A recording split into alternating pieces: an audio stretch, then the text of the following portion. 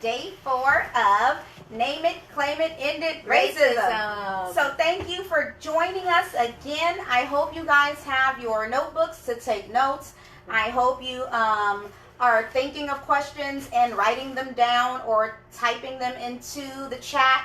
Please make sure that if you have any questions that you let us know what they are, because we will definitely love to answer your questions. Wait, my sister did not introduce herself. She is I did not. Taiwo Kujichagulia-Seitu. This is our mother, Miss Kujichagulia. I am Kehinde Salter, and we are your 3 fabulous black women. Twins. Sitting here trying to educate everyone today so that we can not look at the problem, so that we can eradicate the problem. Yes, which is racism. We're trying to eradicate the problem, which is racism. And we need information to do that. So a lot of you have information. So help us with your comments. Please send them in, because anything that we can do to make ourselves better as a human race, we need that. And please share the videos. We also have a new YouTube channel that will have all these videos. The first 3 days are already on our YouTube channel. But Taiwo, tell them what the name of the YouTube channel is. The name of the YouTube channel is Resolving Racism. So, it's very simple. Go to YouTube, put in Resolving Racism. All of the videos that we're doing for this 7-day series will be on YouTube. So the first 3 days are already there. Resolving Racism, that's the channel on YouTube. And then anything that we do from this point forward, we will make sure that it goes onto that YouTube page, because we're aware that a lot of people are not on Facebook. I know that I try to not be on Facebook when I'm getting overwhelmed. I'm just like, I've had enough. So if that is you sometimes, I know that is me sometimes. And if you know people who aren't on Facebook but you like to share this information with them, please do. The YouTube channel is Resolving Racism, and then the email address is resolvingracism2020@gmail.com in case you want to, let's say you have a really long comment or you have a special request, or someone's looking for someone to come do some workshops, or I don't know, something like that. Email us, resolvingracism2020@gmail.com. Check out the YouTube channel. Share it with people you know, please, and thank you. And because the time is now, and people are actually looking at the problem now and trying to come up with resolutions right now, wherever you work, whatever your situation is, if your workplace is saying we need to address this in the workplace, then please email us, because my mother does professional development workshops, and she can come and educate your entire staff. And she has a curriculum. It's her book. So there's a resource to, if all the teachers and anyone who's ever sat through professional development, you know how it is. You sit through a 3-hour meeting, and then if you have a question 5 weeks later, how are you going to answer that question? Yeah. Right? The resource is the book, and it is available for purchase on Amazon and BarnesandNoble.com. And we do not want it to be you. We don't want your workplace to say, hey, you, resident black person, please speak for your whole community. Because it happens. Because that happens. And quite a few of you, that may be happening right now. Hey, black person, can you speak for your whole community? Yeah, no. All right, so we have a lot of work to do as a human race, everyone, and a lot of us need the information so that we can carry on this work. So we're trying our best to give people as much information as possible to do this, because the answers are going to come from us.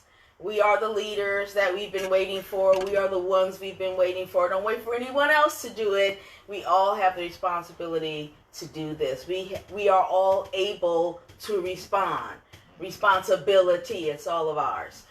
So, we talked a lot about the psychology of this, because everything that you see in society stems from what people think in their minds. So we have to understand how our minds work, because once we see how our minds work, we see how society works. So yesterday we talked a lot about psychopathy and narcissism. Hopefully you got a lot of that information. If not, you can go anywhere and look up psychopathy, narcissism. They're going to be the same. But we're now going to move into the reality of society. So people are basically 3-dimensional. All human beings have 3 dimensions. We have a physical dimension, a way that we look. We have technical difficulties. So we have a physical dimension, the way we look. Phenotype, not race, phenotype. We have a psychological dimension, the way we think. And then we have a social dimension, the way we behave throughout society. Ironically, we live in a very superficial and shallow culture that bases everything on our physical realities. We are judged by the way we look. I am constantly being stereotyped because of the way I look. So because I love myself, I have no problem with my happy, nappy black hair. I have no problem with my beautiful chocolate dark skin. I have no problem with my African ancestry because I know that I am the black dark genius that I am. And because I have no problem loving me, I have no problem loving everyone else. But people see me and they automatically think, oh, she's African centered, she must hate white people. Wrong. Oh, she must be Muslim. Wrong. So on and on with the stereotypes. We have to stop doing that to each other. We deserve more. We just all deserve to be respected. So don't get caught up in the physical reality that America wants us to look at. How you look, what you have on your body, what kind of clothes you have, what kind of car you drive. Don't get caught up in that physical insanity, because people are how they think. You can't look at someone and see if they're a racist, a child molester, a crook. That's in our minds. So we have to look at the whole reality of people, and we have three realities: physical, how we look; psychological, how we think; and social, how we behave. We're moving into the social reality of this today. So remember, even though the physical terrorism and exploitation of blacks has ended with the 13th Amendment in 1865, racism never ended. And white psychopathy is still here, which fuels racism every day. Remember, there's nothing supreme about psychopathy. It's a psychosis. It's a disease. Call it what it is. When you call it what it is, then you know you need help. And remember, when you're crazy, you don't know you're crazy. If you're crazy, you don't know it. If you think you're crazy, you're good, you're not. So we're dealing with a psychosis here. My grandson coming down the stairs. Okay, so we're going to move on and deal with the social reality. Remember, there are 10 areas of society. And we have to understand that there is white psychopathy embedded in each of these 10 areas of society. So just looking at one thing will not fix this. You can't throw money at this problem. All right? Please say that again. You cannot just throw money at this problem. We have to change the way we think. We have to change our minds. So once we change our minds, then we can change what's going on in society. Okay, and I'm noticing that there's some type of technical thing going on. What is it, Kehinde? The view on, if you're watching on my page, on Kehinde Salter's page right now, the camera's doing something weird with the screen. I'm going to ask Darlene if you can go over to Taiwo's page to watch. I will type her name in the comments so that you can just go to her page, because for some reason Taiwo K. Facebook.com/TAIWOK. I don't even know how to put it in. I don't either. Oh my god. Uh-oh. So it's Facebook.com/TAIWOK.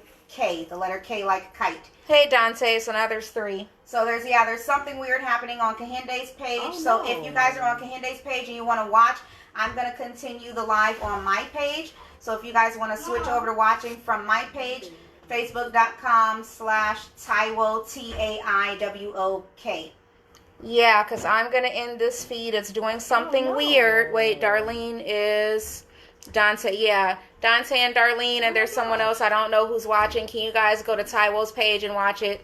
Because mine is doing something weird. Yeah, I'm already live on my page. So if you guys just want to switch apologies. so that you guys can, so the screen is not doing a weird thing, That would be great. So we're going to just take a little moment for you to get there. I want to just talk about something that I was thinking about last night with the brother that was Ahmaud Arbery.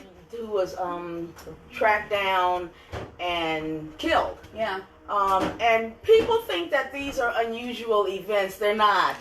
They're very common. They're very All right, common. I just put your name. I got it. I put your name in the I've comments. had 3 truckloads of Ku Klux Klan men chase me down with dogs and shotguns with Confederate flags yelling, and it just so happened that I was, real tiny. I was able to fit into some cracks and grooves, and escape them. These things happen all the time, all around the world, to African Americans, blacks, no matter where you are, because racism has taught people to hate us, and because it's psychosis, we don't know we're sick, we still do that.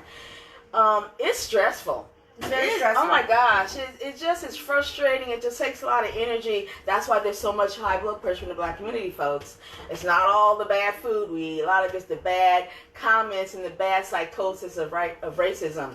So hopefully we're going to have that tech issue moved on. Yeah, we're good. Okay, we're going to go on. So we're going to now talk about the 10 areas of society. And as I go look at each area, please know that we know that you have experiences in each one of these areas. We would love to hear your comments as well. So the 10 areas of society that we function in every day are economics, education, entertainment, family, labor, law, politics, religion, science, and war, militarism. White psychopathy is deeply embedded into all these 10 areas. That's why blacks are the first, last hired, first fired, on and on. Can you please define white psychopathy again? Because some people may not have joined us on one of the earlier days. Okay. So we can just define that again, so for the people watching, so everybody's familiar with the terminology. And I'm just going to give a very loose definition today. It is an extreme feelings of grandiosity. That you are better than everyone else. That's why this whole language of equality comes in, because people actually believe Caucasians are better than everyone else, and we must do something to be equal to them. No, never use the word equality. It already presupposes we are inferior. Right. Don't think. We have to keep thinking. So that's the grandiosity that we see in psychopathy. But the main aspect of psychopathy, which makes it different from narcissism, is that there is no concern whatsoever for the feelings of others. There's no concern whatsoever for the condition of others. There's no concern whatsoever for the humanity of others. So when you hear people saying things like, oh, no one cares about our humanity, that's psychopaths. Yes. Yes, they're don't. Psychopaths. They've They been don't taught know. not to. And they don't know that they're psychosis. And remember, we were all taught this psychosis. I was young and dumb. When I was born, I didn't know. So we all have to take responsibility for acknowledging we all have been mistaught. We all have been done a terrible disservice of inhumanity has been done to us by teaching us to hate other people. That's horribly unforgivable. But we have the ability to change. That's what's so great about being a human being. We have the freedom of choice. You can change anytime you like. So this psychopathy that we all have been brought up to deal with, I'm number one. What have you done for me lately? It's all about me. Screw you. I got mine. You get yours. That insane culture, got to stop. Psychopathy. So if you think you're better than someone, I'm superior, you must be equal to me, you need equality. Nope. No. Don't need equality. Want justice, want humanity, want truth, want compassion. So let's talk about each of these 10 areas. And I'm getting kind of winded here. So we're going to go back and forth. We're going to ping pong this. Ping pong, tag me in. All right. Economics. Here we go. Want me to read this? Please, I can't see it. I'm so old. I can't. My ear is going, my eyes are going. You know how it is when you get up there, you guys. All right, economics. Racism disenfranchises African Americans or blacks from all local, national, and global economic institutions after building that economic wealth on enslavement capitalism. Facts. So we've got, let's go through them all. Okay. Let's go through all of them. We're going to go through every one of these. That was economic. We are disenfranchised from every economic aspect of our lives after this whole economy was built on our enslaved. Don't say the word slave. There were no slaves. There were enslaved human beings built on our enslaved labor. Let's look at what goes on in the world of education, or miseducation, as I like to call it. The world that I work in. All right.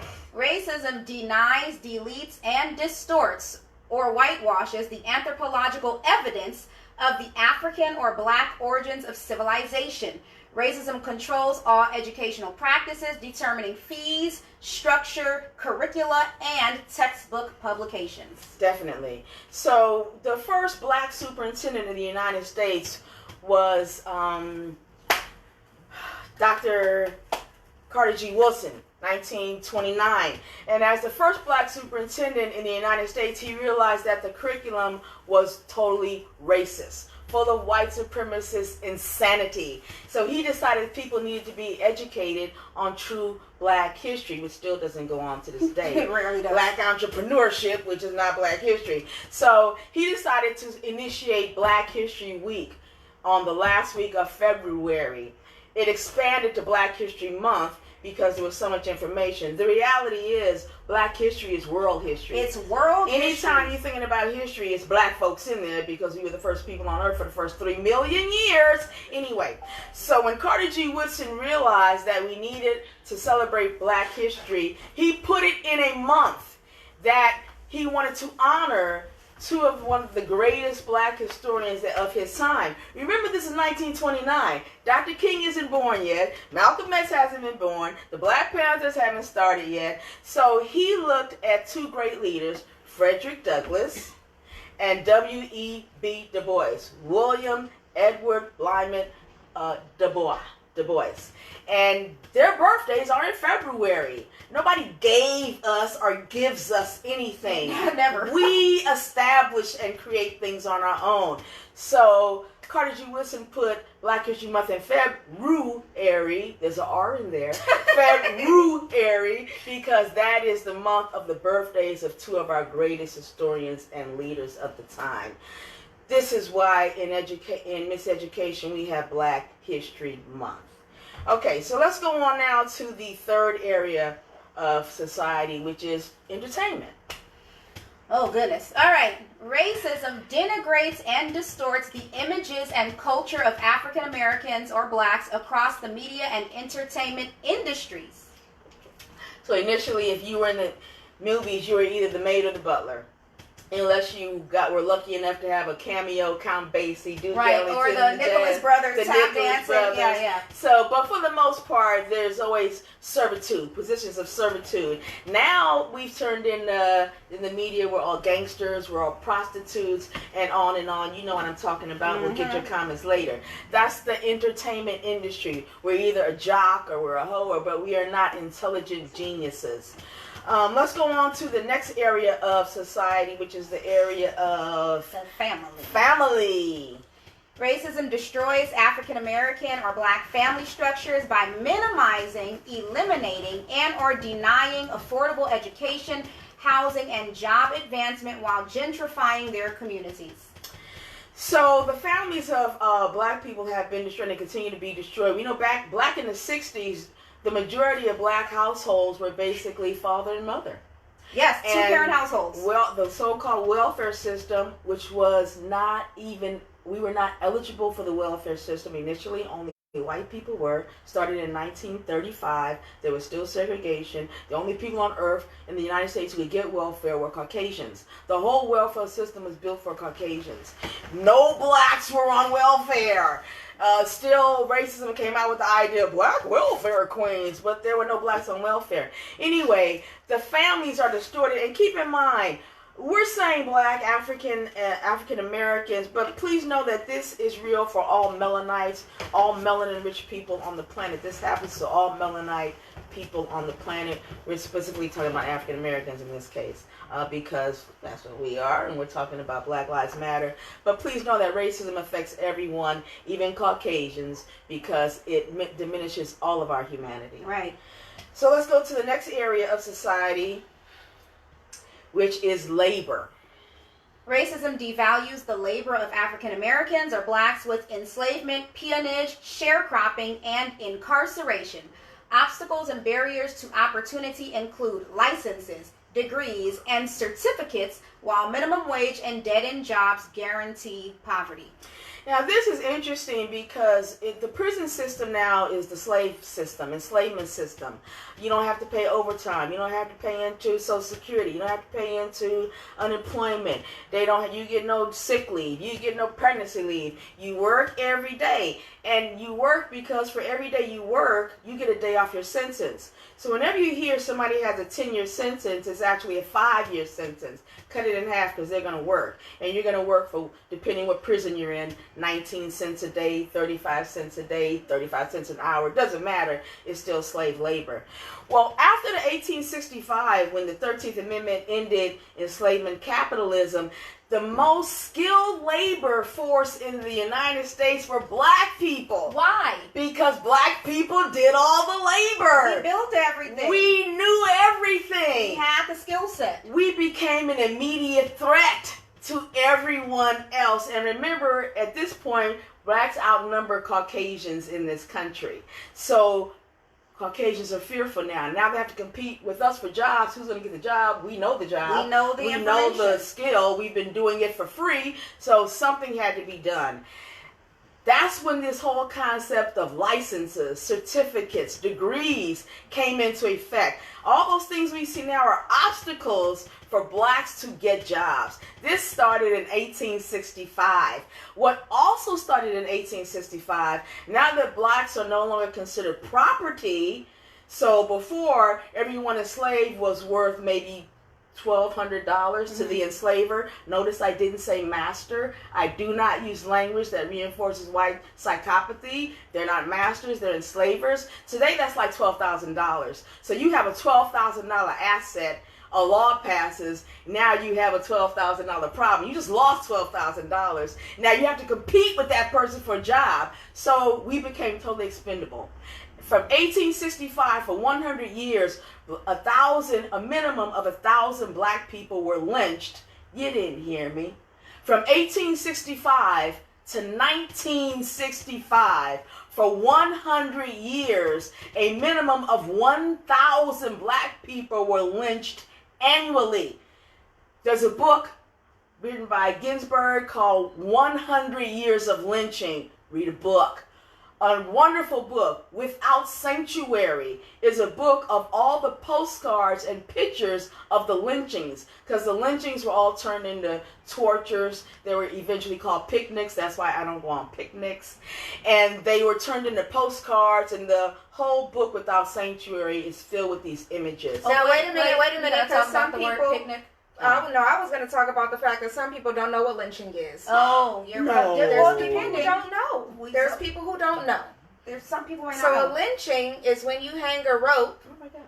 to a tree and you hang somebody by their neck from that tree or lamppost and whatever it is, and you publicly execute them. You murder them, and it's in public.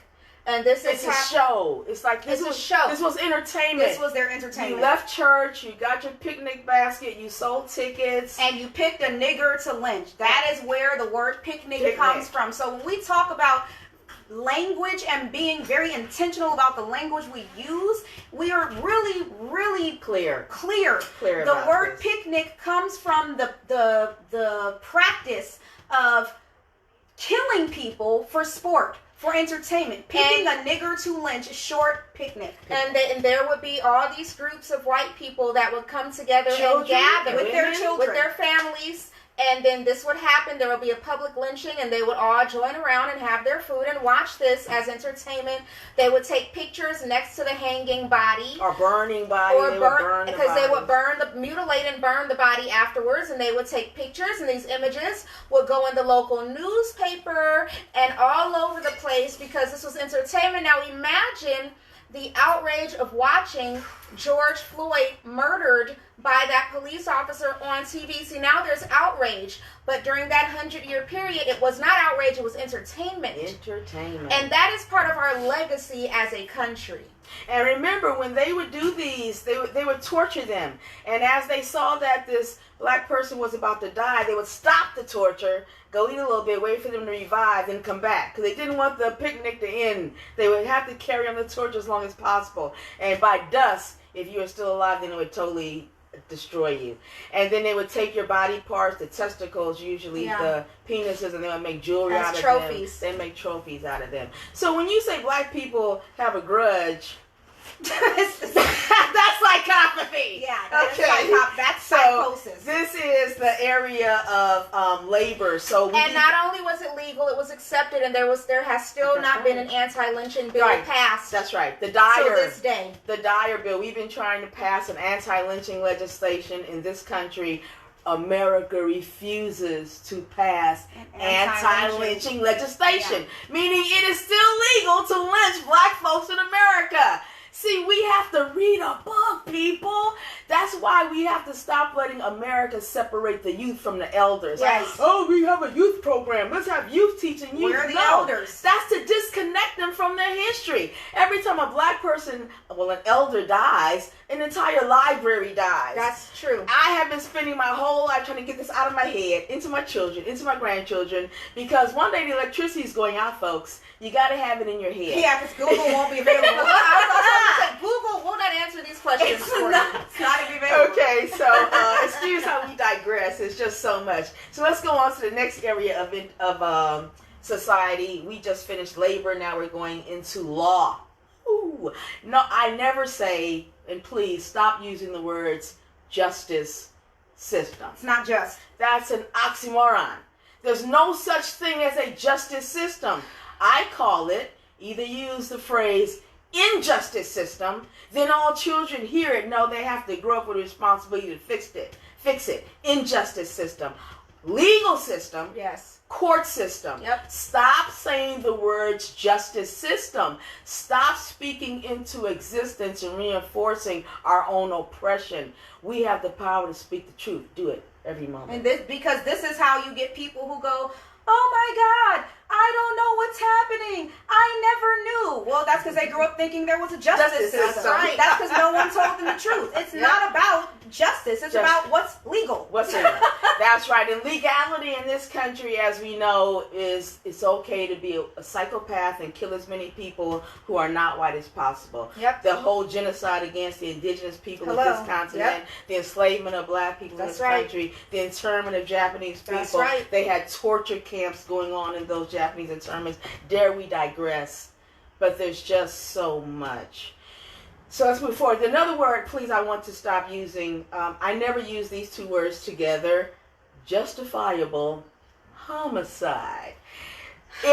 We tell every little child, everyone around us that it's okay to murder. Then we say homicide, meaning one person. Then we disconnect the fact that this didn't happen to one person once. This happens to everybody constantly. It's genocide. It's a group of people being targeted and killed. The words we want are unjustifiable genocide. Say it with me. Unjustifiable genocide. Never say justifiable homicide again. You just exonerated the white psychopathy. Our words are crucial. Okay, I'm gonna stop. All right, so we're talking about the legal system now? Please. All right. Racism criminalizes and denies justice to African Americans or blacks through the invention and use of racist laws and unjust sentencing practices throughout the legal system. And we all know that. We all have little cute sayings. White people go home, black folks go to jail. If you're rich, you walk out of it. You can be totally guilty. Doesn't matter. If you have enough money, you buy your way out of it. Because there's no justice. And I really have to go to the case of Cameron.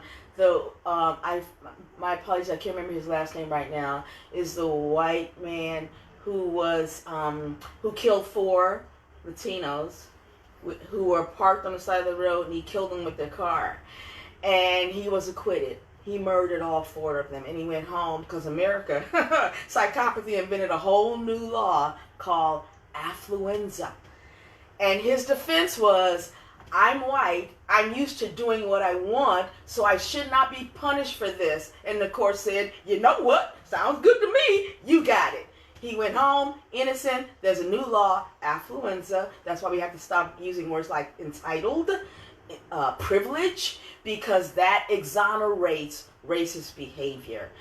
Dare I digress? If you want to Google something, you could Google that, affluenza. All right. Where are we now? And I know you all have issues with the legal system. Notice how I never say justice system. Oh, change your words, change the world. But we want to hear all your comments. We just want to get through all 10 areas. We've been through economics, education, entertainment, family, labor, law. Now we're on politics. All right. Racism dominates the political options, practices, policies, outcomes, and organizations of African Americans or blacks while diminishing local political power through redlining. So we know that in this country, nobody picks the president except the corporations. The 1% pick them. We don't even get to vote for the electoral college. We don't even know who they are. Don't even know who they are. So this whole farce of voting for a president is a joke. And how many billions, if not trillions, are wasted every time we do this. Let's fix the infrastructure. Anything. But there is no such thing as a legal system, the political system that is just. Most of us only think there are 2 political parties in this country. There are over a dozen. Yeah. Independent Party, Communist Party, Green Party, Socialist Party. Peace and Freedom. The first black party was the Freedom Now Party. Yeah. So we don't even get to hear from those candidates because we are so steeped in psychopathy. We don't even know that the other political parties. That's not democracy. That's insanity. Right. That's pure hypocrisy. Okay, so let's go on to the next area, which is religion. Yes, religion.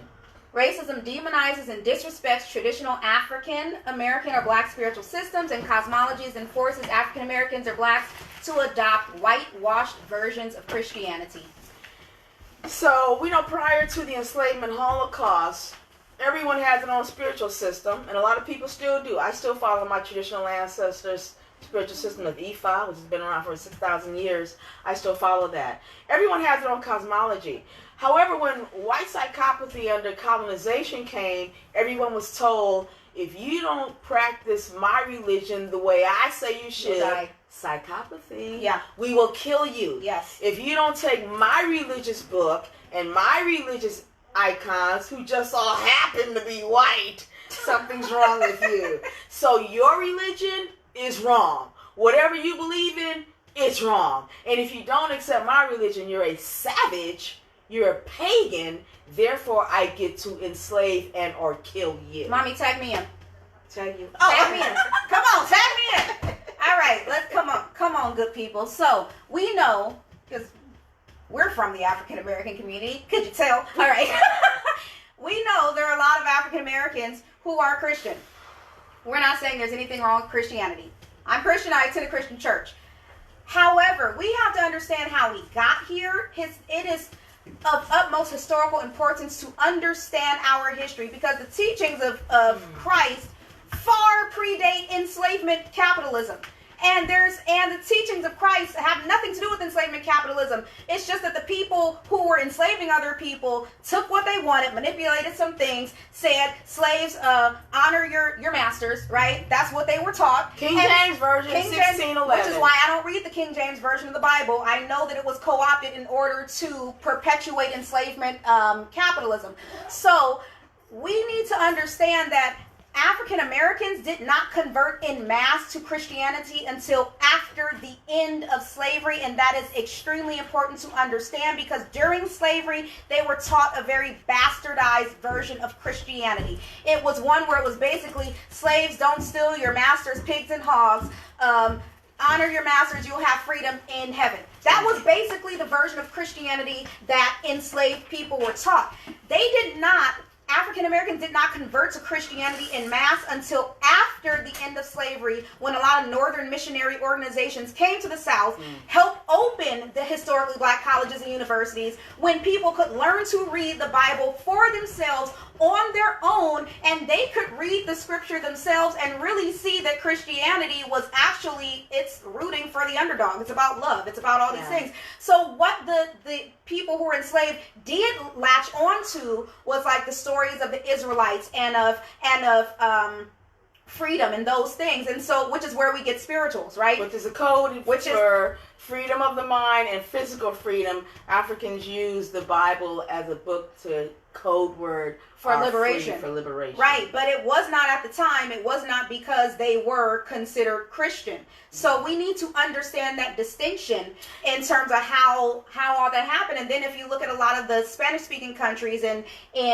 South America and Central America, we have those African cultural retentions which were still there. Look at Santeria. The people there said, oh, contemplate. I gotta look like I converted to Christianity in order to save my life, so I'm going to make it look like I am a Christian, but I'm still honoring and praising all the African saints and Orishas. So if you check this out, you guys, because it's right in front of our faces, our history is in front of our faces, and we don't know. Go to a Walgreens. Or any store that sells religious candles. If you go down the aisles, our African saints of Ifa are on those candles. Shango, Yemanya, Olodumare are all on there because it all stems from Ifa, Santeria, Candomblé, Vodun, not voodoo, Vodun. All of these things stem from African religions. And I do want to say that we want to go all the way back because the word Christos means black. Mm-hmm. You want to go back to the Coptic Ethiopian church is where it all started in Africa. Most of those places that you read in the Bible, Sayas, Chaldea, those are all African people in Africa. And I want you to think now, you got to start thinking outside the box. We're used to not thinking. Have you ever seen a sheep? Now when you look at a sheep, does the sheep hair look like this? Or is it long and straight? See, because we know that Jesus' hair was like what? Lamb's wool. And if you burn some brass, will it end up white? His feet were the color of burnt brass. It tells us right there. We know he was. Not only that, Jesus said, "My mom was black. She's from Ethiopia," and we know the Virgin Mary is black. The Virgin Mary child. We don't want to get too stuck in this because there's so much information we just ignored. I want to continue to get through this. We're on science now, so let's look at racism in the area of science. All right. Racism dehumanizes African Americans or blacks culturally and anthropologically with the development of scientific racism. So if I'm trying to prove that white is supreme, I have to erase all evidence of black genius. Since I can't erase it, the pyramids, the Sphinx, the Olmec, since I can't erase it, I have to co-opt and say it's mine. I built it. Now, we have actually began to believe, because of psychopathy, Caucasians or some enslaved Jews built the pyramids. Lie. Why would Europeans leave Europe, come all the way down to Africa, build some pyramids, and go back to Europe? I mean, the more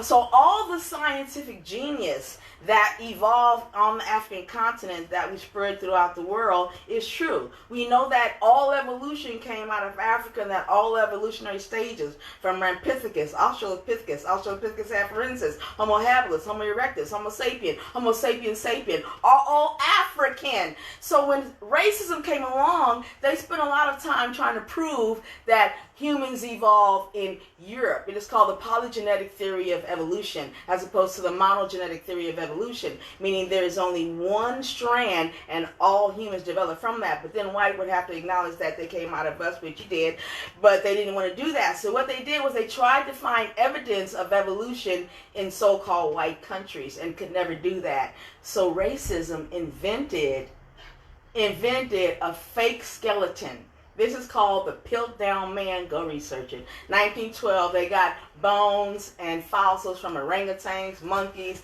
and humans. They put them all together. They put them in a European country and said, "Oh, look, here's evidence of polygenetic theory of the Caucasian evolution." No, Piltdown Man theory, a big hoax.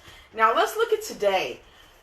Now it's very difficult not to acknowledge the truth of the fossil finds of anthropology. So what does racism do? Oh, black folks didn't build that. Aliens from outer space did it. It's called ancient, what is it? Ancient aliens. Ancient alien astronaut theory. Yeah. So all these beautiful, dynamic, just cultures and civilizations are now not being identified as being built by Africans, because remember, white psychopathy says Africans are stupid savages, so we can't acknowledge the genius. So now we're saying, oh yeah, well, black folks didn't build the pyramids, aliens built them. Psychopathy. Crazy. Okay, let's go on to the last one. Aliens came, built them, last And in left. monuments, and then left. And left. Yeah, and then come back. Bye-bye. Okay. And if they built them, why did they look like us?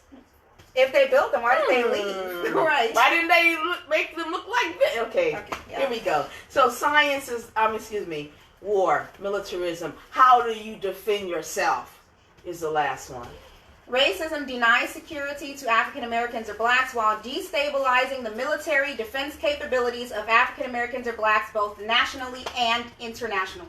So have you ever wondered why America has no problem with having an arsenal of nuclear weapons and then gets upset if another country just wants to build one? Yeah. Unless that country is Caucasian. Right. I would see countless times where there were gun shows. If you've never gone to a gun show, you should go. And we went. I would go. Every time a gun show open came your to the eyes. Bay Area, I would take my daughters and we'd go. We'd be the only little chocolate folks The there. only chocolate. Everybody people else is usually white. There'd be RVs lined up like a parade of Caucasians with the Confederate flag and all that, and they would be taking out their wagons and loading them up with weapons and putting them in an RV next Not RV just comes weapons, up. whole missiles. Yeah. Whole missiles that they're Rocket purchasing launchers. at these gun shows. At the gun show. And not that they were unfriendly. Not that Because they we were walked unfriendly. around. Nobody tried to kill us. They They were very friendly, but they're preparing for something. Yeah, what they preparing for? Exactly. So anyway, I would go and I would get my little arsenal together, and we would go out to the gun range and we would fight. My daughters were sharpshooters. They wanted them to go on tour sharpshooting. However, I'm a very good shot. and remember now, I'm talking about self-defense. Yeah. Don't anybody go out there and mix this word and get it twisted Please and don't. tell you I'm telling you to go do something that I'm not. Be very clear. Because when I was growing up, and still, the police would come into our neighborhoods and just start killing us, throwing us off the roofs of the projects. So we've always needed self-defense, and when you would call the police for help, they wouldn't come to help you, they would come to shoot you. So black folks know, never call the police if you're in trouble. Defend yourself. This has to change. We know now that they're black police officers. We know now that all police officers aren't bad. Like all human beings, police officers, that's just a job. Yeah. You have teachers who are the problem. It doesn't matter what your job is. The problem is how you think. It's how you think. So don't be upset with an officer just because that's their job. But we are upset with your officers if you don't call out those officers doing the wrong thing. Right. Okay. But we need everybody calling out the wrong thing. In every profession. When I would see teachers misteaching children, Yes. don't think I didn't speak up. That's how I lost a lot of This jobs. is why a lot of my coworkers dislike me. But you have to speak up. And we're just saying that in all of these areas of society, these things are real. When you think back to the Vietnam War, because I know I saw a lot of my cousins who were killed in the Vietnam War. My dad fought in the Korean War. My grandparents fought in the World War II. But in the Vietnam War, most of the black soldiers that were shot in the back. Yes. When they would go out on point and they had to do research, recon, they would send out the black troops first to find out what's going on so that the black troops would get shot first. And if they weren't shot first, they'd even shoot the other soldiers shoot them in their backs. So let me go back to World War II. Because in World War II, when blacks went overseas to fight with the Allies overseas treated blacks like human beings. Treated us better than we got treated here. When America found out, the military had to develop special envoys of advisors, and they would send them over to the Allies and train them how to mistreat the black soldiers. And the Allies couldn't figure out, why are you telling us to mistreat them? They're our allies. They said, why are you telling us to mistreat them worse than the Germans? And they said, oh, we don't want them to come back to America and expect anything different. Yeah. And let me give you this one last quote that I'm going to move on. Walter Winchell, who was doing a lot of reporting back during these days when the World War II ended, and he went into Harlem, and they were celebrating, and he was asking the people in Harlem, what should we do now? And he stopped one black woman, and he said, what should we do now to Hitler to make him pay for everything he did? And this was her response. Listen carefully.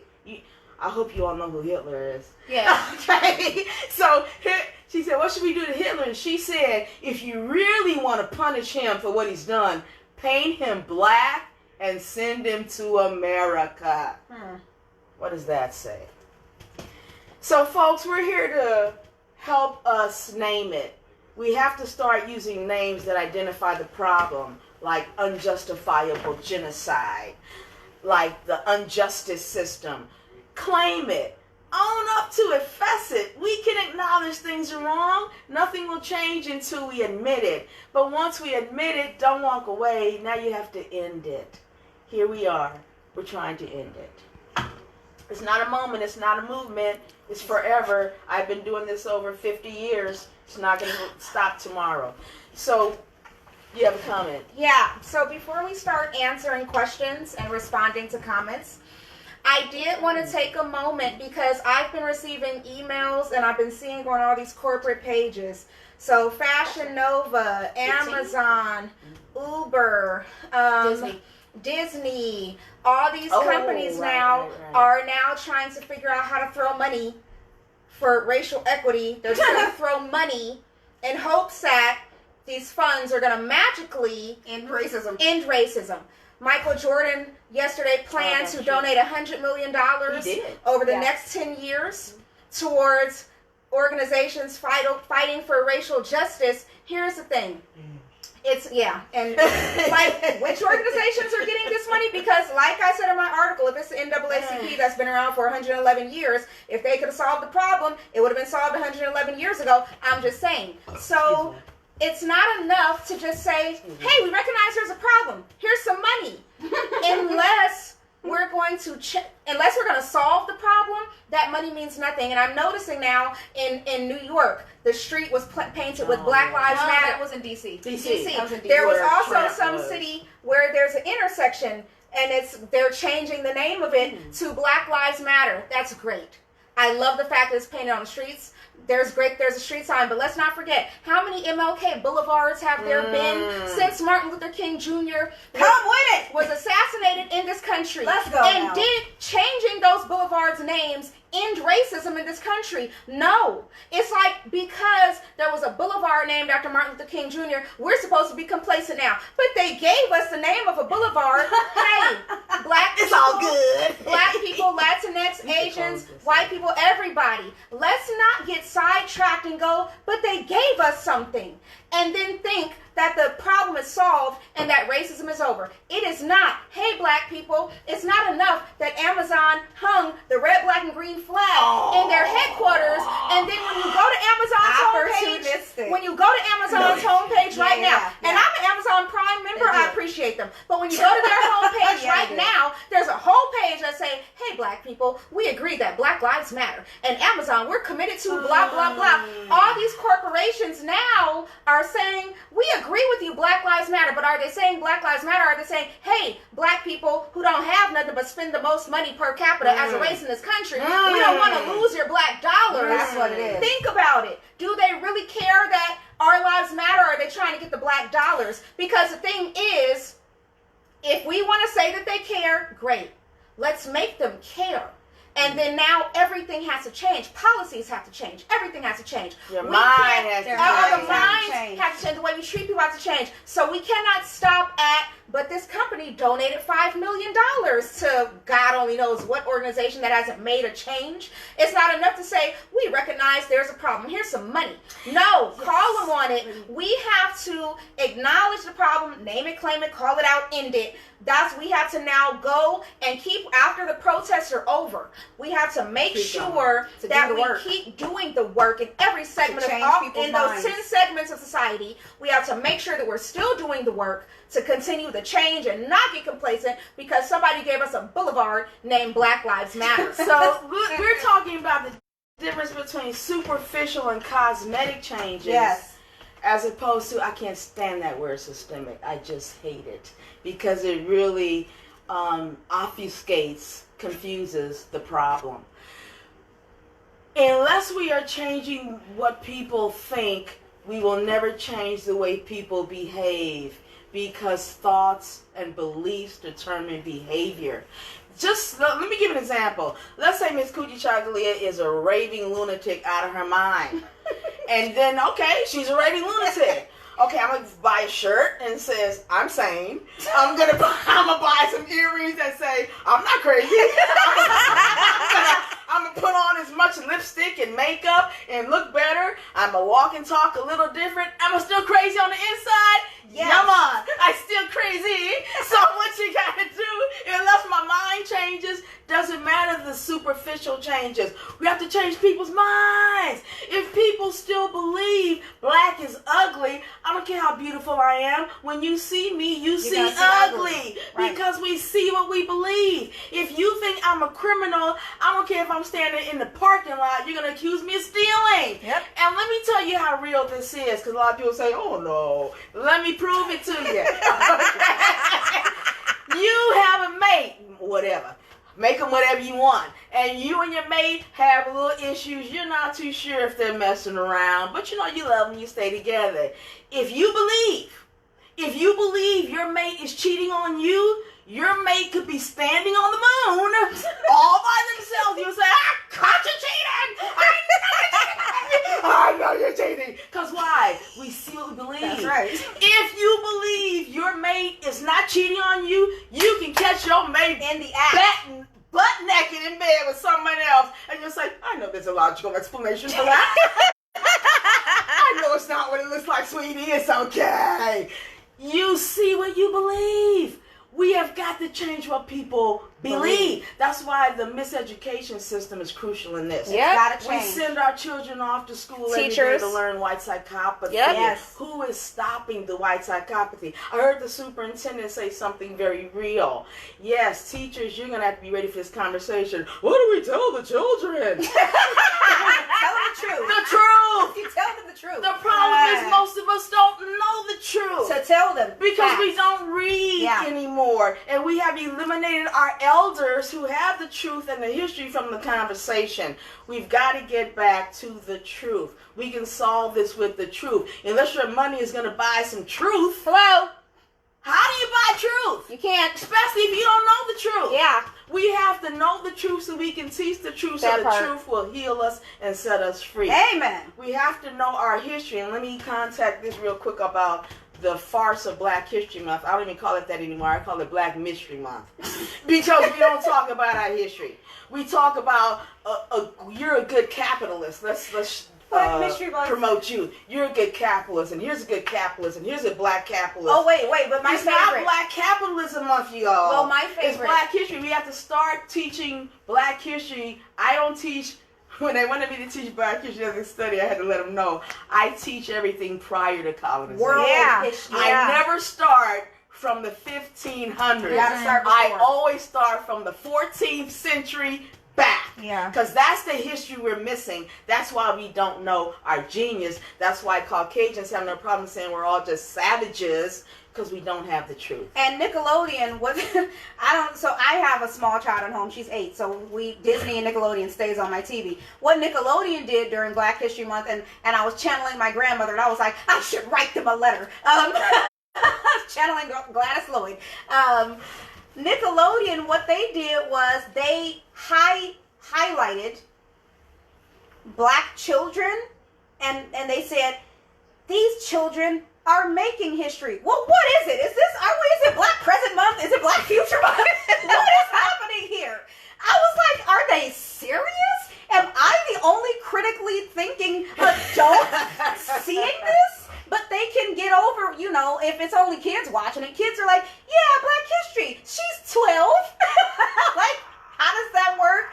So, can we, if we're going to do something, let's actually do it. Let's do that. Okay, I want to get to the comments and the questions. I want to apologize. I know Lionel, I know you're out there saying you're over. This is that him? This is the first comment. Was from Lionel. It says, hello, ladies. Time for me to get more knowledge, in all caps. I thank you in advance.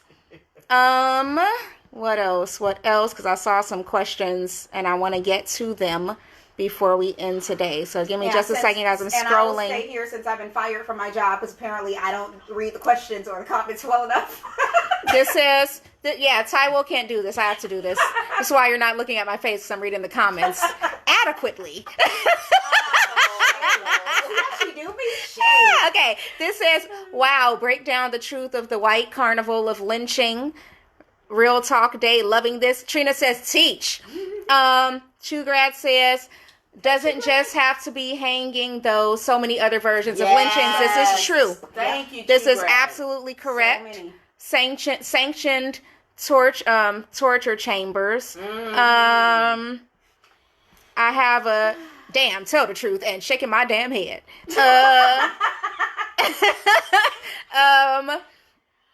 Lionel says, with respect to the economics area of society that Sister Favia mentioned, will the pending Blackout Week, July 1st through 7th, help stem racism? If so, in what ways? Thanks. I didn't even know there was a Blackout Week that's supposed to be happening. I heard something about it. You know what? Oh, go ahead. I just want to go off comment. Yeah. That you made me think of something. The rather economics. We hear this lie. Black people are poor. Black people. We give away our money. Yeah, we do. We give away our money to our oppressor, and they use it to oppress us. Yep. If you know me, people say, "Why you wear those African clothes?" Who's gonna finance the African fabric industry if I go? If we want black people to have something, we have to shop with black people. Yeah. Now we know that Wall Street, we were bombed when our economy gets so great that it outshines there. Excuse me. However, we have got to start looking at the economics of the black community. If we look at the fact that there are approximately, depending on your source, the United Nations, depending on your source, there are approximately 170 countries on Earth. Countries. 153, depending on what month or book, 53 alone in Africa. Out of these 170 countries, for GNP, for gross national product, wealth and income, the first 10 are who? The first 10 colonizers. Number one colonizer, number one, United States at the top. On and on and on. First 10. There are 160 countries left. Guess who ranks 11th in the world of economic power? 11th, meaning there are 160 countries that make less than this country. Know what that country is? African Americans. Black people in America make enough money to rank 11th in the world as an economic power. We have $2 trillion of spending power. Who do we spend it with? Michael Jordan. Nike. We spend it with Nike. We have to make sure that when we're spending our money, we are empowering ourselves. If you're not doing it, stop saying, "Ooh, black folks ain't got nothing." If they don't have anything, it's probably your fault because you're not spending with the black community. So, and let me give you a little historic reference right here. The two most wealthiest people on earth to ever live. Wealthiest man on earth to ever live, a black man, Mansa Musa. King Mansa Musa of Mali. If Mansa Musa, oh my gosh, yeah. If Mansa Musa were, if we calculated his wealth and money today, he would be worth 400 with a T, trillion dollars. $400 trillion. Mansa Musa of the Mali Empire. Savages? Okay, let's look at the United States, because right here in San Francisco is where the wealthiest woman ever lived. Stop talking about Ida B. I'm talking, excuse me. You mean, Margaret Walker. Madam C.J. Walker. Madam C.J. Walker. One of the reasons they want to give us Madam C.J. Walker is because she made her money off self-hate. Hating our hair, hating how we look. That's one of the reasons they give her to us. I respect her for what she did, and she was economically viable. However, let's look at a real sister who actually, not saying that Madam Walker isn't a real sister, but somebody who knew what to do with their money. This is the first wealthiest woman ever to live on Earth. And if we calculated her wealth today, she'd be worth $4 trillion. There's a plaque on Octavia Street that names her. That's how honored she is. We don't even know she's black. Sister Mary Ellen Pleasant. Now, Mary Ellen Pleasant is a warrior because some of you have heard about John Brown. Who do you think financed him? Mary Ellen Pleasant. Mary Ellen Pleasant financed all of the movements for freedom. That's what she did for her money. She bought huge hotels and she housed people. She trained people. That woman spent all her money, trillions on helping uplift for people. What do when we get some money? We go give it away to as many people as possible. And what does that money do for us? Nothing. So if there really is going to be a blackout week, like I believe there will be, might I propose this? Might everybody, not just black people, might everybody take their money that week?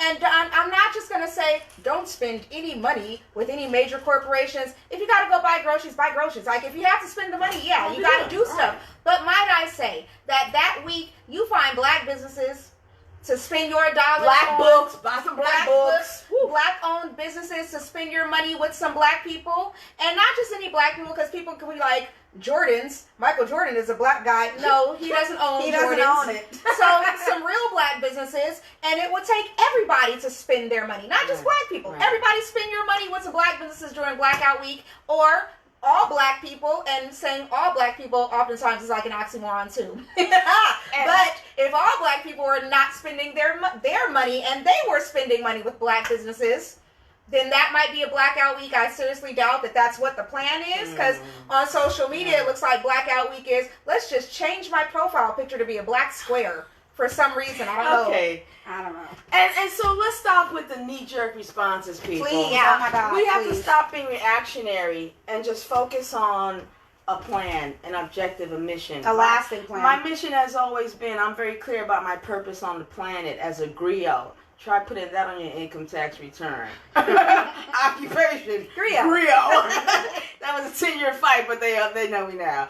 So I have always been very clear. Why am I on this planet? To fulfill my purpose. What is my purpose? Not what is my job title. Right. Not how do I earn a living. Different things. What is my purpose? My purpose, I'm very clear, is to eliminate racism, to eliminate white psychopathy. That's all I do. Next comment. Sylvia Calderon Lugo. Yep. Yes, she works with me at Madison. She says, yep, all laws and policies have been in place to negatively affect our communities. Miss V said, La Raza Unida Party. I guess we're naming all the different parties. All right. She also said, Sylvia also said, hi, Miss Kujichagulia-Seitu, not sure how to wave back on here. LOL, thank you for hosting this much needed knowledge. Please And yes, colonizers forcing us their beliefs. True Grad says the creation of white Jesus imagery is very powerful on a global scale. Facts. Yes, thank you. Totally. Alex says sharpshooting twins, exclamation point.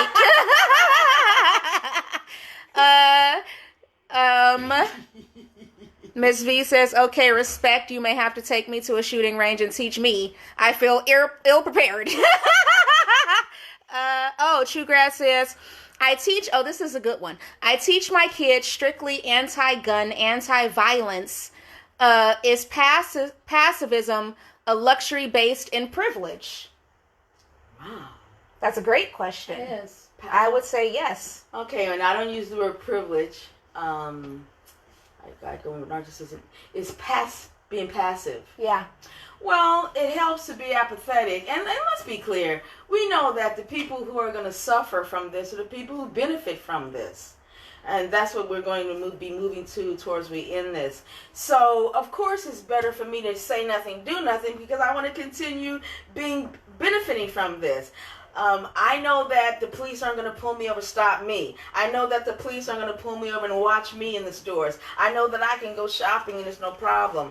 If I'm white, I'm benefiting whether I'm consciously aware of it or not, but you're benefiting every day. Why on earth would I want that to change? Right? So that's psychopathy, though, because at some point when we're no longer psychotic and we can actually look at each other and see them as human beings and we can start caring about each other, then you have to get out of that apathy and passivism and then do something. So yes, we're all here for a purpose. Please find out what yours is and fulfill it. But he's saying, is it is it that he can teach his children to be pacifists because he's not in that group of people that are constantly experiencing violence. Okay, Right. So that the concept of ahimsa, no killing, I love that concept. Yeah.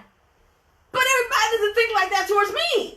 So I know that I live in a country, and this is why we started the guns, because with the taking my daughters to the range, because we had a household full of females. Full of women. Mm-hmm. Yeah. My mother, myself, we had 3 generations of females, no males. One house. And that's why there's no master bedroom, this queen bedroom, but I had to make sure that we could protect ourselves. We had people who were trying to break into the back of the can house. I tell that? It scared me. It was scary. At like 2 in the morning, we had someone on our front porch trying to break in, and we were all up for whatever reason. I don't know. We were about 16 at the time, and we could see them through the blinds. They couldn't see us. They're trying to break into our house. This is in East Oakland. Yeah. And look, and if you know East Oakland, you know it goes down in East Oakland.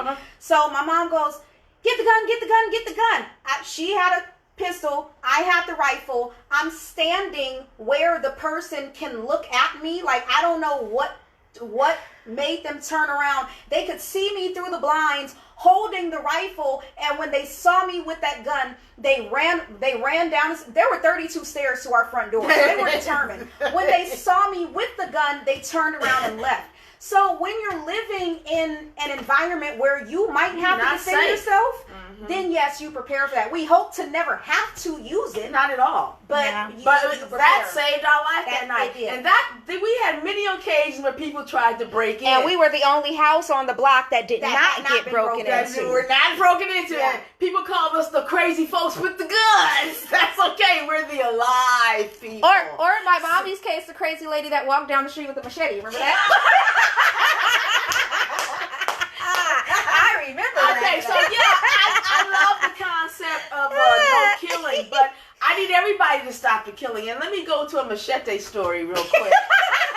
In the area of religion, because we all have stories in every area, and I know we're over, Lionel. I know you're timing us. Let me tell this story about prayer in school. You guys remember that? I don't want to name the school because I don't. It's not about putting anybody in trouble. I'm not blaming Caucasians for any of this. This is anti-white psychopathy, not anti-white. This is not anti-Caucasian. It's anti-white psychopathy. I don't care how you look. If you believe in white psychopathy, that's a problem. Okay, so they announced one day, we can get rid of all the fighting in school if we have prayer in school. So my daughters came and said, "Mom, we're going to start praying in school." I went ballistic. What? You're going to do what in school? Wait a minute. I got on the phone and I called all the prayer groups I could think of. Because the first question you should ask yourself is, whose prayers? And I know I live in a country of white psychopathy. I already knew whose prayers they were going to use. So I called up people who are not necessarily within the same religion. I called some Muslims. I called the Wiccans. They're witches and warlocks. I called the Wiccans. I called the Buddhists. I pray and I do my prayers a certain way. So at that point, I said, tomorrow I'm going to come to school to pray with you all. And some other people are going to come and pray too. So when I got there, I came with my chicken and my machete and all my beads and my elegance.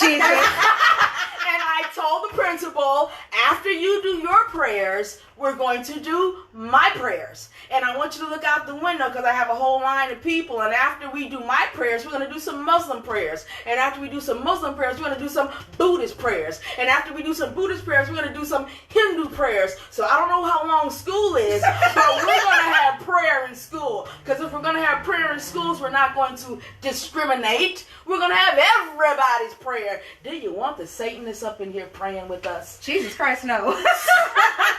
At that point, I must give credit to the principal, canceled prayer in school because I was going to be there every day. We were all going to come there and pray. And leave it up to my mommy. She's going to make her point. She knows how to make a point. Look. We have to think. You have to think outside the box. That's how you make a point. You think outside the box. They didn't expect that. They expected me to just bow down and start doing their prayers. Well, guess what?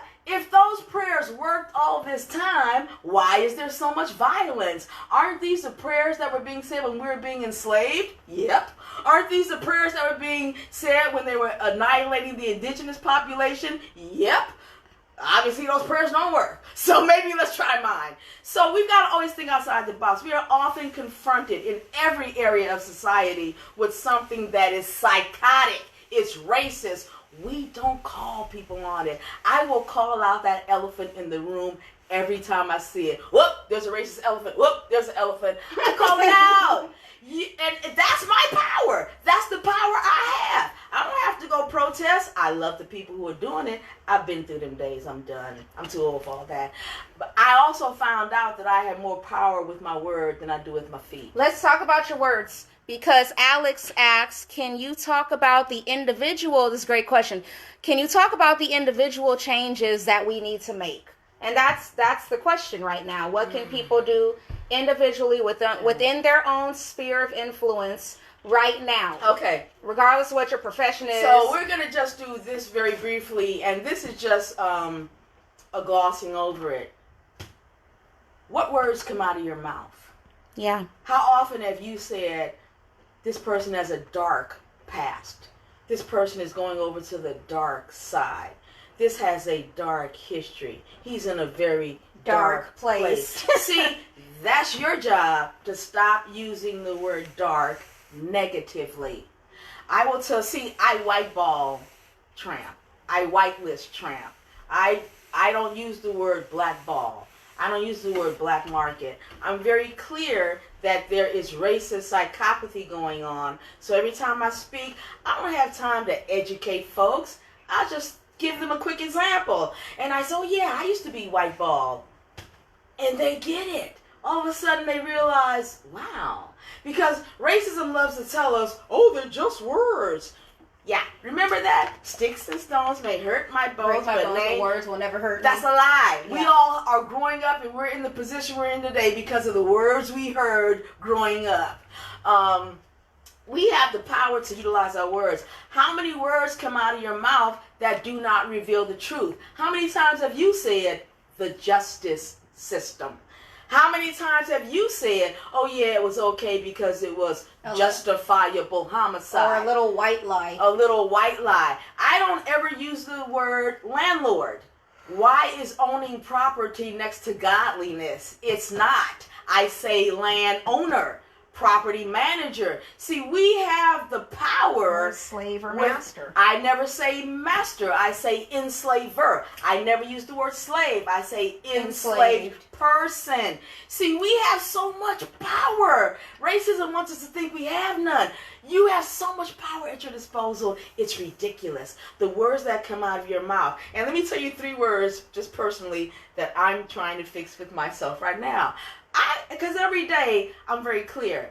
I love this African proverb. Every teacher is a student. Every student is a teacher. Yes. Mm-hmm. Okay? Each one teach one. That's the theory I live by. And when I get caught up using a word like I used to say white supremacy, when you look at my old book that I wrote 300 years... 300 years ago. When I wrote 30 years ago. You'll see the word white supremacy. I have grown and realized, wait a minute, every time I say that, I'm validating the myth that no. So now I say white psychopathy. These are 3 things that I'm giving. One was given to me by Sister Janetta Coleman. Hey. And you know, growing up on the West Coast, you say one thing. In the South, you say, hey y'all, what's up y'all, you all. On the West Coast, we say, you guys. You guys. Hey guys. All in guys. And I never thought about it. And she said, wait a minute, I'm not a guy. Everybody, and I said, you know, that's right. That's sexist. So now I'm constantly catching myself to not say you guys. The other thing is, I try not to say try. Woo, I just did it. I don't say, I'm eliminating the word try because I'm programming myself to accomplish. I will do this. I will do this instead of I will try. I say I will, because whatever you repeat, you perfect. Everything you repeat, you perfect. So if I constantly say white supremacy, white supremacy, white supremacy, white supremacy, guess what little children learn? White supremacy, white supreme, white supreme, white supreme. Whatever you repeat, you perfect. That's why we're given this language to reinforce and perfect racism. You have so much power. It's unbelievable. The first book, I wrote it. I have a whole vocabulary list of words. You can look at 100 pages. 8.5. 100 pages. 8.5 by 11. The next book, I think, is only the book now that I have on the market because people complained the book was too heavy. I think there's only maybe 7 pages of vocabulary words. But however, I am right now in the process of developing a game that deals with all these words so that we can learn from the time we're children what we should be looking at. I don't like telling people what to think. I just say things to make them think. So I will never tell you, oh, stop using the word white supremacy. I will just use the words white psychopathy. I love your voices, Mom. They're lovely. The voices. For instance, I do not use the term AD. When we talk about time, we use the term anno domini. Why? Because I know what that means. Anno, that's Latin for year, in the year of. Domini, short for domination. In the year of our domination. That's why history goes from BCE, before current era, not before Christ. Christ was a title like president. There were many, many Christs. So I use the term BCE, 0, current era. CE. I am not going to further reinforce white psychopathy with the words anno domini, our domination. That's the problem. It's dominating our brain. We have to get all that psychopathy out of our brain. And just ask yourselves, do my words reveal the truth? If they don't, stop using them. Yes. Why would I let a realtor walk me around from house to house and say, would you like to see the master bedroom? And then I look at me and I say, I'm a woman. Stop using that word. I want to see the queen bedroom. Because I am the master of this, but I happen to be a queen, but we know that word, it means a man. So we are using a lot of vocabulary. Remember when the whole sexual revolution changed and we started trying to eradicate fireman, turned into firewoman, policeman, turned into policewoman. If you can do that with words that relating to sexism, can't we do that with words relating to white psychopathy? Yeah. Sure you can. Si se puede. Yes, we can. We can do it. So don't think you're powerless. You have so much power. It's ridiculous. We have been stuck in the situation of being unable to see the forest for the trees. Don't get so deep inside the forest that you forget you're standing in the trees. You have the power. Language is what's going to change this. Language. Our language. Because every time we speak, we teach. And every time we teach, we are teaching everybody around us, whether we're thinking about it or not. That's right. So be cognizant of the words that are coming out of your mouth at all times. Val says, Was that Val? no, that was somebody else's question, but Val's comment is the $1 million of Michael Jordan's donation must be used to purchase 1 million copies of Recognizing and Resolving Racism. He said, which are to be distributed in schools, churches, etc. That's right. Val. Bless your heart. I agree. Bree Wilkinson says, thanks so much for sharing and talking every day, laughing and learning. Oh, yeah, we got to have fun doing this. We only Yeah. get one life. You have to enjoy it. And Yeah. I love my purpose, making the world a better place. How can I not be happy about that? Miss V says, Miss V, by the way, was Zion's 9th grade ethnic studies teacher great. I love at Madison. MPA, and Zion, I don't know. I don't think you've met her, but Zion always says, I love Miss V. She reminds me of a Chicano granny. Yeah, she's commenting. She said, I have always been a pacifist, but I was taken with my mom to a Chicanos Unidos camp during the 1970s as a child to learn to use a gun. We were preparing back then for the revolution. I wasn't too big on guns, but now I see the value of being able to defend yourself and your family. That's it.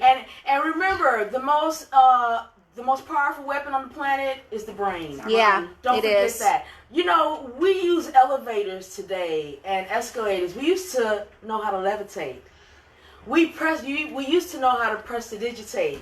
We used to know how to astral project. When you develop your mind to such a level, you can do those things. But we don't do that anymore. Your mind is a muscle. The more you exercise it, guess what? The more you can do. We have been caught up in this cyber slavery and digital plantations where the machines do the thinking and we do the reacting. Every time you do that, you do not allow your brain to grow and think. So you minimize that muscle. So you're not going to be able to prestidigitate. You're not going to be able to levitate. You're not going to be able to do all those things. You're not going to be able to think critically. Or think critically.